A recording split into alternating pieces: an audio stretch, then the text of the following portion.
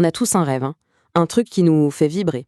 Mais il y a souvent ce mais, ce petit quelque chose qui nous bloque. Eh bien, dans son livre Le pouvoir de la confiance en soi, Brian Tracy, lui, il nous donne une sorte de mode d'emploi pour faire sauter ces verrous, pour devenir, comme il le dit, inarrêtable. C'est justement ce qu'on va décortiquer ensemble. Franchement, imaginez une seconde. Une vie sans peur. Ça paraît fou, non? Pourtant, c'est la promesse de départ du livre. Il nous dit littéralement « Bienvenue dans la zone sans peur ». L'idée, c'est pas juste d'y faire un tour, mais bien de nous donner les clés pour s'y installer durablement. Alors, la question qui tue. Quel est le plus grand obstacle qui nous empêche d'avoir la vie qu'on veut vraiment? Parce que soyons honnêtes, on peut avoir les plus beaux projets du monde, mais s'il y a un mur en face, on reste sur place. Alors c'est quoi ce mur? C'est quoi cet ennemi numéro un? Et la réponse, elle est finalement assez simple, mais en même temps, elle est partout. L'ennemi, le vrai, il n'est pas à l'extérieur. Il n'est pas dans les circonstances. Il n'est pas chez les autres. Non. Il est à l'intérieur de nous. C'est la peur. Et le truc avec la peur, c'est qu'elle est super discrète. C'est un peu comme un saboteur silencieux. Elle bosse en coulisses, elle ronge les fondations de nos projets les plus importants. Et le pire, c'est que la plupart du temps, on ne s'en rend même pas compte. C'est elle qui nous empêche d'atteindre la vie qu'on pourrait avoir. Et bien sûr, la peur, elle ne travaille pas seule. Elle a une complice, et on la connaît tous. C'est notre bonne vieille zone de confort. Ah, la zone de confort. C'est cette petite bulle où tout est familier, tout est prévisible. On s'y sent bien, en sécurité. Mais en réalité, c'est un piège. C'est un peu une prison dorée. Parce qu'on le sait bien, rien de grand ne se passe jamais dans la zone de confort. C'est là que les rêves vont mourir. Bon, ok, on a identifié l'ennemi. La peur et sa complice, la zone de confort. Maintenant, la question c'est comment on s'en sort? Comment on construit une confiance en soi qui soit vraiment solide? Une confiance à toute épreuve. C'est ce qu'on va voir maintenant en commençant par les fondations. Alors pour ça, il y a un principe de base, un truc vraiment fondamental à comprendre. C'est que notre monde extérieur, nos résultats, nos relations, bref, tout ce qu'on vit, n'est que le reflet de notre monde intérieur. C'est aussi simple que ça. Nos pensées, nos valeurs, c'est comme des graines. Et nos réussites, ce sont les fruits. Si on n'aime pas les fruits qu'on récolte, ça ne sert à rien de s'énerver contre eux. Il faut revenir aux graines, à l'intérieur. Et au cœur de ce monde intérieur, il y a un pilier central, l'intégrité. L'intégrité, c'est quoi au fond? C'est être en accord avec soi-même. C'est quand nos actions reflètent nos valeurs les plus profondes. Quand on est aligné, comme on dit. À ce moment-là, il n'y a plus de conflit interne, plus de doute. On se sent complet, unifié. Et c'est ça le vrai socle d'une confiance en soi qui ne s'effrite pas à la première difficulté. Ok, les fondations sont là, solides. Mais une maison sans personne dedans, ça ne sert pas à grand-chose.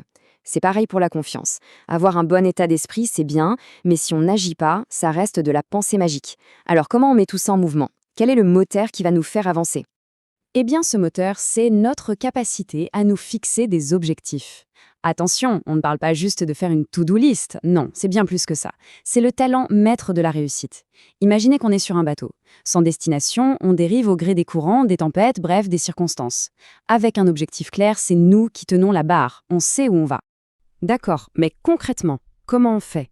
Comment on transforme une simple idée en quelque chose de réel?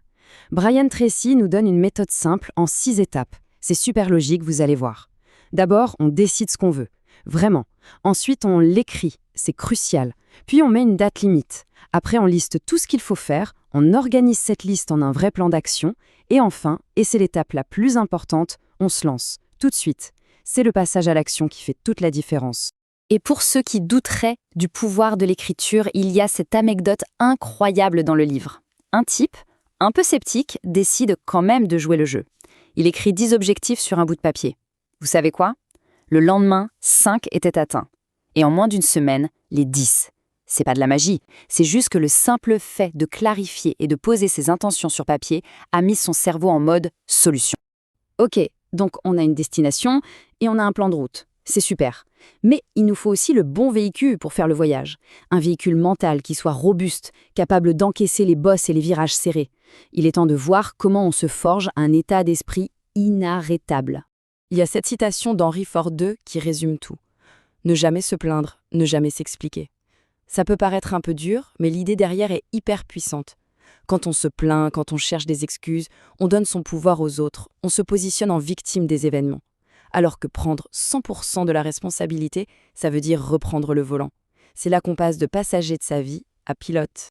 Et ça passe beaucoup par la petite voix qu'on a dans la tête. C'est la conversation la plus importante de notre vie, celle qu'on a avec nous-mêmes, 24 heures sur 24. Les gens qui réussissent, ils ne laissent pas cette voix dire n'importe quoi. Non, ils la dirigent.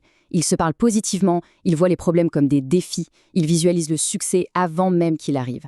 C'est un véritable entraînement mental de tous les jours.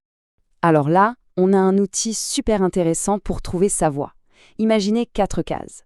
La plupart d'entre nous, on passe notre temps dans les 3 premières, à faire des trucs soit trop simples, soit compliqués à apprendre pour nous.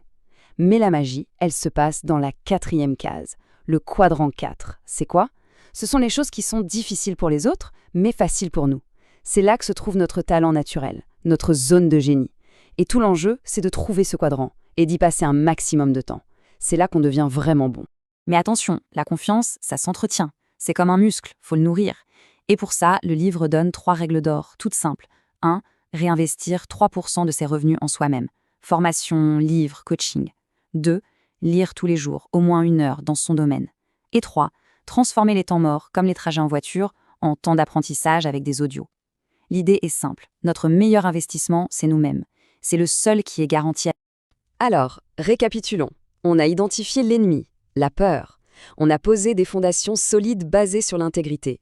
On a un moteur, les objectifs, et un état d'esprit de pilote. Toutes les pièces du puzzle sont là. Il ne reste plus qu'à les assembler pour atteindre le but ultime, libérer notre plein potentiel.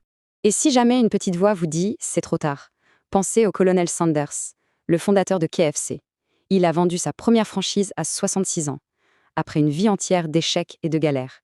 Son histoire est la preuve vivante que le potentiel, ça n'a pas de date de péremption. Il est toujours là, en nous, il attend juste qu'on appuie sur le bouton. C'est un peu ce que disait Thomas Edison. Si nous faisions tous ce dont nous sommes capables, nous nous étonnerions littéralement nous-mêmes. C'est une pensée assez vertigineuse, non? Ça veut dire qu'on a tous en nous de quoi nous bluffer nous-mêmes. Et si finalement, la seule chose qui manquait, c'était juste de décider d'y croire et d'agir?